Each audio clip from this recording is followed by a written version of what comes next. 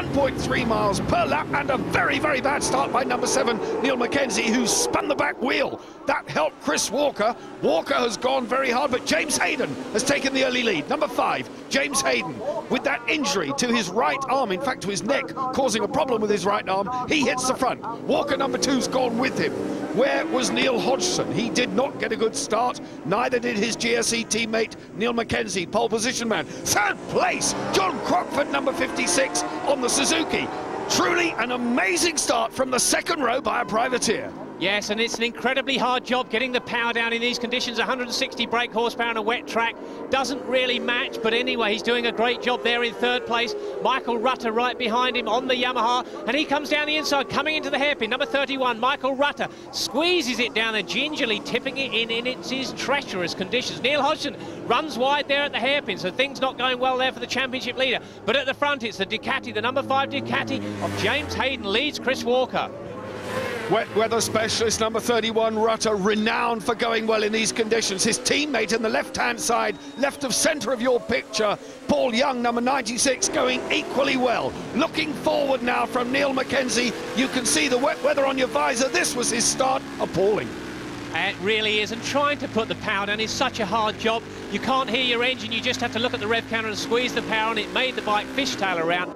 Chris Walker is getting away all the time at the front. And that's the important thing. Number 3, John Reynolds, the man in your picture, came to Knockhill here in Scotland, 6 points adrift of the championship leader, and in front of this man, Chris Walker, in the championship, who was a further 15 points behind John Reynolds. So Walker was in third coming here, but he has now gone round setting the fastest lap. Has anybody told Walker it's wet out there? He's riding with careless abandon, throwing the Suzuki right and left. It's set up to be very, very nimble. And there's the team boss, Paul Denning, watching with something of an anxious face as Reynolds making a move now on Paul Young, looking for another place, Steve. Yeah, John Reynolds had a look at the end of the straight. The Cressida rise at around 150 miles an hour, even in these wet conditions. But Reynolds is obviously quicker than number 96 there, Paul Young. But as I said, it's very difficult to pass.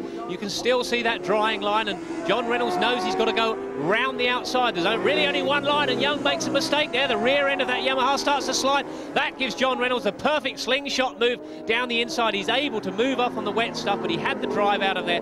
So they come out of this Clark corner now, down towards the back straight and up to the hairpin. John Reynolds has moved up another place. Into fourth then. Runner-up in the championship position so far for Reynolds, but what he knows now is that he needs to get more points than championship leader Neil Hodgson, who is distinctly unhappy in these conditions, and that's why you haven't seen anything of Neil Hodgson. Such a contrast. Two fallers, David Heel, number 99, and David Wood. Marshall's lifting Davy Wood's bike up, so they have had a coming together at the hairpin. It's not difficult to do there. Dreadful conditions. Mackenzie, though, making a fight of it. And he really is making a fight of it, because he passes another rider there, number 22, Steve Plater on the Kawasaki. So Mackenzie now really working very, very hard. You can see that drying line all the time. It's getting quicker and quicker the whole time.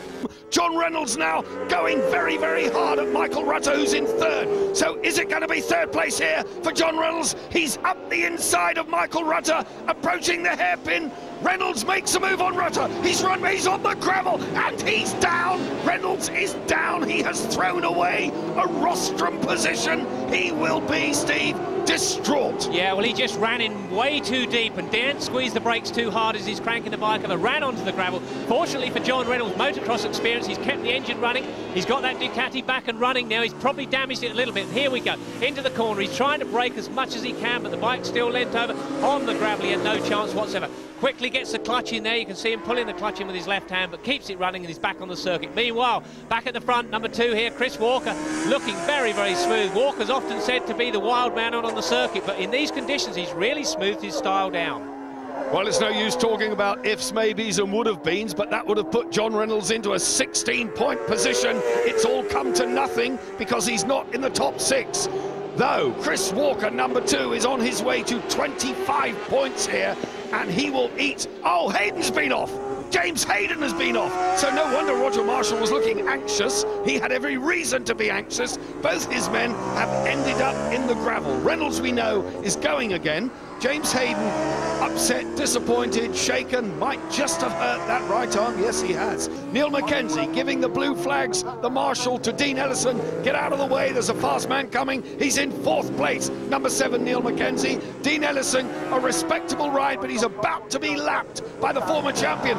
Number 3, John Reynolds, in 5th, but he can smell the exhaust fumes from Neil Mackenzie. He can smell 4th place. He knows he would desperately use the 13 points that he will get if he can wind in Neil Mackenzie, number 7, and he's got his head down. The bike apparently none the worse for that spill into the gravel. Looking very focused, John Reynolds. He's in 5th at the moment. 11 points will be his, provided he stays on, but he can go a little bit better. He can get 2 more points if he can wind in Neil Mackenzie. We are on the penultimate lap.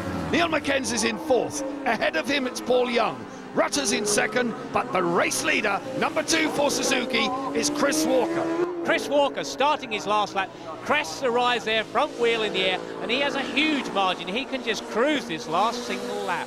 Yeah, it's a good cushion for Chris Walker. Number 36, Gordon Blackley on the Kawasaki with the pink crash helmet is ahead of him, but Chris will have to take no chances whatsoever. He can almost take his time to get past Blackley. Michael Rutter in 2nd place is well away, but 3rd place man Paul Young is coming under some pressure now from Neil Mackenzie, who's put Dean Ellison, the tail ender, between himself and John Reynolds. Just look at the style of Chris Walker. 25 points are his now, with half a lap of the Knockhill circuit remaining, and he has the comfort, if indeed he knows, that his arch rival and the former championship leader, well, still the championship leader, Neil Hodgson, is way down the order. Round the hairpin for the last time, up towards the start-finish, a great wheelie by Chris Walker. This one is his, a little nod and a wave to his pit crew. No one is better at thanking their pit crew than Chris Walker. Mackenzie's having a look at Young. Is he going to be on the rostrum here, the Scotsman?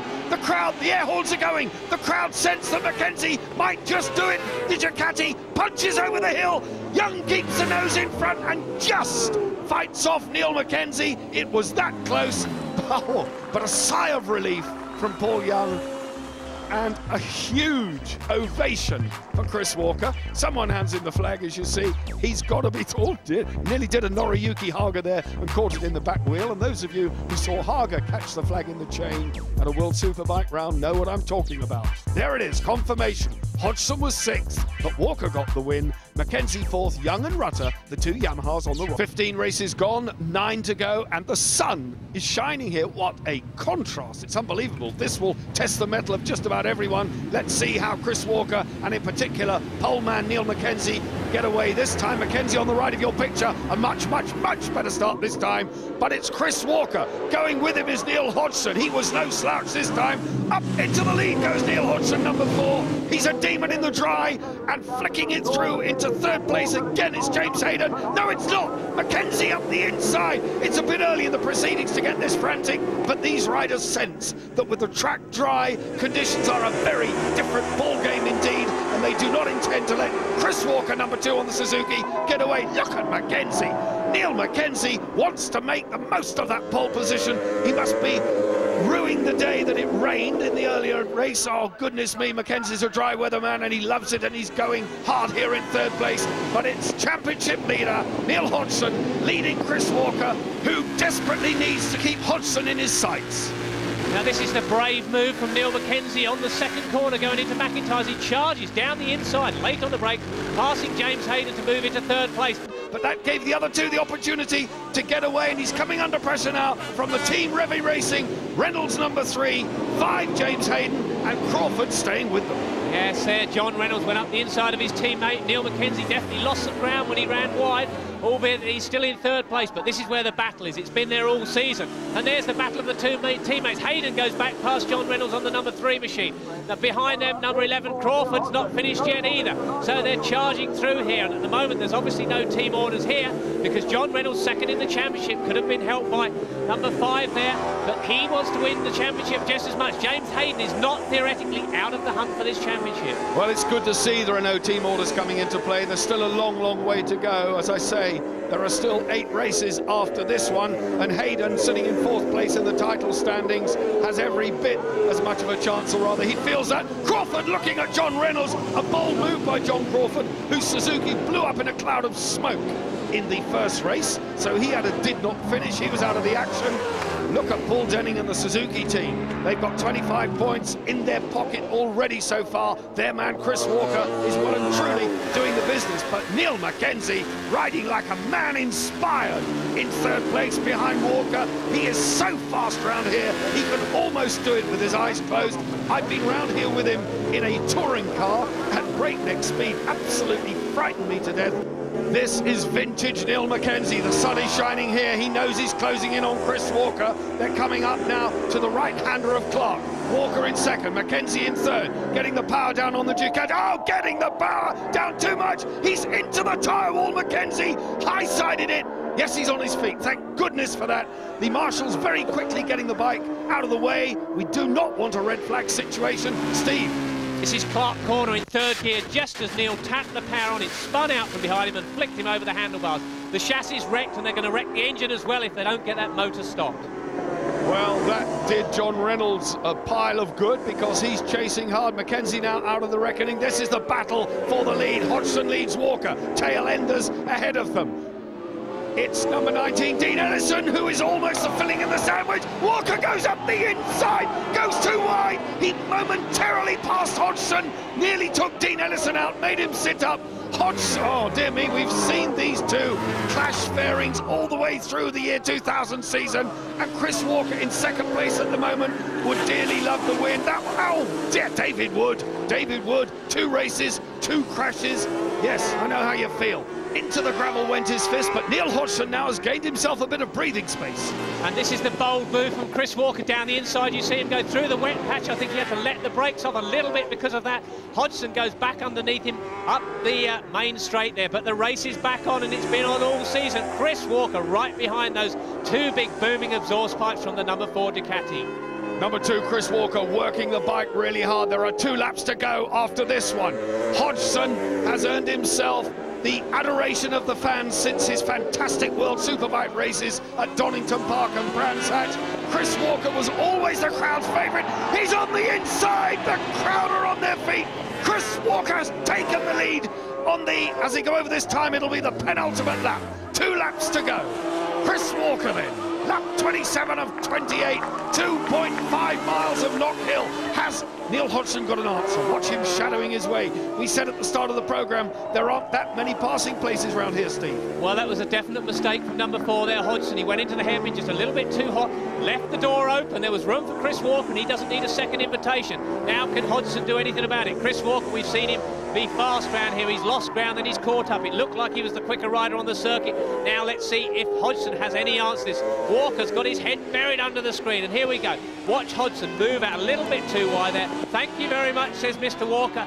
In 1st gear, coming out the hairpin, he pulls himself up to the front of the bike, keeping that front wheel down. It's no good pulling wheelies at this point, Chris. You need to keep going with the front wheel on the road, and he does, and he comes in, the rear wheel's off the ground as he comes into Duffer Stiff, braking so hard as the front of that bike pitches down. Chris Walker is really on it at this lap. Well, it's as dry as a bone that everyone was on slicks, of course. What a contrast to the first race conditions. And I truly expected Neil Hodgson to romp away with this one, but I reckoned without the tenacity. Number 99, David Heel, the privateer, about to be lapped. Will he be lapped? I don't know. He might just hold them off to the flag. And that means, of course, he has to do 1 more lap of his own. But coming up now along Railway Straight towards the hairpin, Chris Walker is getting the air horns, he's getting the crowd on their feet, the checkered flag is in sight, so are the 2 privateers ahead of him, but no worries for Chris Walker. A double victory here at Knockhill for Chris Walker, sensational stuff.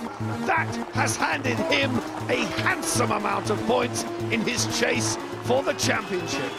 Average 91.25, much quicker than the wet. And far more enjoyable for Chris Walker and, in fact, the crowd as Neil Hodgson goes past. A little disappointed, I would have thought, with that 2nd place. But Chris Walker is saying number 2's going to be number 1. Well, there's a confirmation of the win. Hodgson, runner-up, of course, led for 26 of the 28 laps. A personal best for John Crawford in 5th.